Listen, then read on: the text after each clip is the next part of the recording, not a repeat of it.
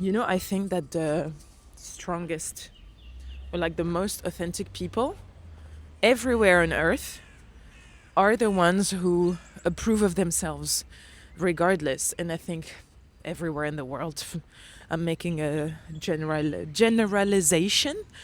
I'm making it generic, but I was just thinking, about this whole thing of putting yourself out there on social media, the podcast, the storytelling project, and everything I've been doing maybe my entire life and work wise the past 10 years.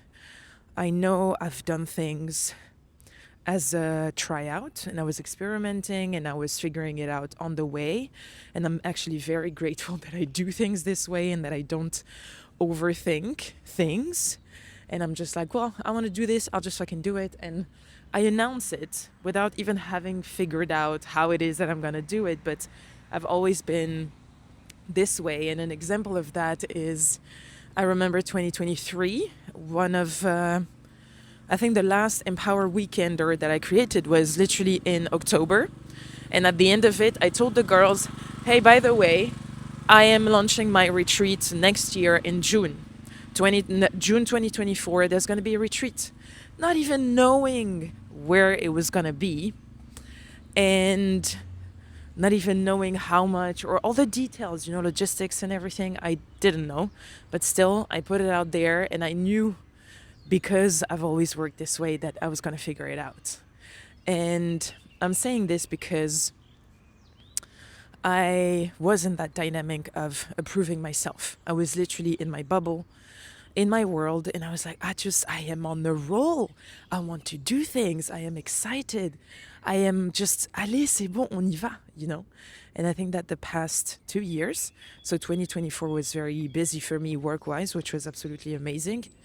And 2025 was the shitstorm that happened. But for 2 years, I didn't really have the chance, quote unquote, to approve myself in the fact that I was so busy with life, busy with work, busy with external things to be done. Even with 2025, a lot of responsibilities, 2024 the same. So I didn't really have time to just think of approving myself. And I think that I fell into this not trap, but I fell into this thing of I let the world approve of me. And even though I've always made a good point of approving myself throughout the years, and especially throughout building your own business and being a freelancer and everything, there's still, I would say, 30% of self-approval, 70% of external approval and validation. And I've been focusing now the past 2 months on really making it a thing of making it a practice, because it is practice after all, to approve of myself, to validate myself, my ideas, my thoughts, my emotions, everything. And not to say that they are the truth, but if I'm feeling certain things, if I'm wanting to do certain things, if I see the world in a certain way, then this is my truth at that moment. I know it might evolve, but this is my truth. And of course, I always question everything, but there's this practice of approving myself. And I see it on a day-to-day basis, even exchanging now with my mom and different thoughts and everything. And I'm like, why? The old me would be like, oh no, but she's my mom. I owe her respect. So I'm just gonna shut my mouth.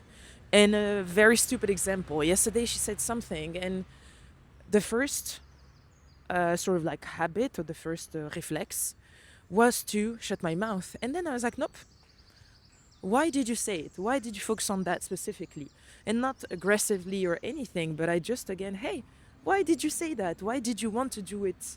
Why did you share this thing? I'm not going to go into details, it doesn't matter. But the principle is the same, to approve of myself, because on that specific moment, I felt disrespected, disregarded, sort of dismissed, So instead of going back into me and being like, oh my God, no, then it's just, I want to do good to my mother. I am showing her respect. And obviously there is the cultural aspect, in the Arabic culture, parents are gods, so we owe them everything. But in the back of my head, I'm like, well, you guys decided to have us as children, so how is it any of my responsibility? Anyways, this is another debate, but the point is, I just stood, for myself, and we spoke about it, and everything was fine. And it wasn't even about being right or making a point or anything, but just again, stand for myself, approve of what it is that I felt as an emotion on the spot. And I can apply that as well onto, social media. I just ate. It's 7 a.m. I'm going to the gym after not breaking fast, but doing the suhoor at 5 a.m. So let's go. Now we have energy. But I see this as well. That can be sort of like repeated into every areas of my life. And when I see what's happening now on social media, it's funny to analyze. I analyze my own posts, and what I'm very proud of now is that I don't really look at the numbers as direction. I just see it's like, okay, interesting. Where did it go? To whom? To what kind of people? The age is like really just see it as a metric and as a source of information and not necessarily direction. So this, honestly, I am so proud. You have no idea how this fills my heart, because I've always let social media, and again, I've always let this external circumstance approve of me, define what it is that I was supposed to say, define me, sort of like shape me, And I would be like a fucking contortionniste, like the Cirque du Soleil, those artists that just like contortion it into and are able to put themselves in a fucking luggage where it's very tiny and everything. I would be like that. And this was my 70% before versus the 30% of self-approval. And now I feel like the tendency is flipped, where it's like 70% of self-approval and 30% of external approval sort of thing. And I do feel that, especially in the social media sphere. And I was like, oh my God, this is so fucking frustrating, And if I look at it, it's only been like a month and a half since I'm back on social media. And this one is like my biggest, it's like my biggest, what's it called? Biggest quest, sort of. If I play Pokemon, this is the boss level sort of thing. Because there are a lot of people out there. And I'm not going to say I have a huge following, whatever. Almost like 16,000. But it's 16,000 that might see the content, that might not.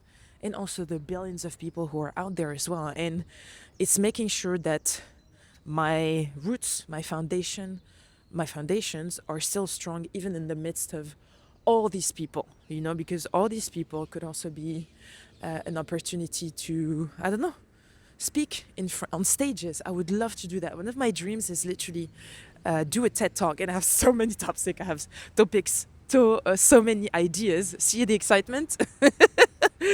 And what is this magic button? I'm not gonna touch it. So it's also like that sort of practice, I'm practicing on a day-to-day with my people, my friends, my family. I'm practicing here on this platform, even though this platform is still like, I'm hidden, you don't see me, you just hear me, you hear my voice and the intonations of my voice and everything, but you don't really see me.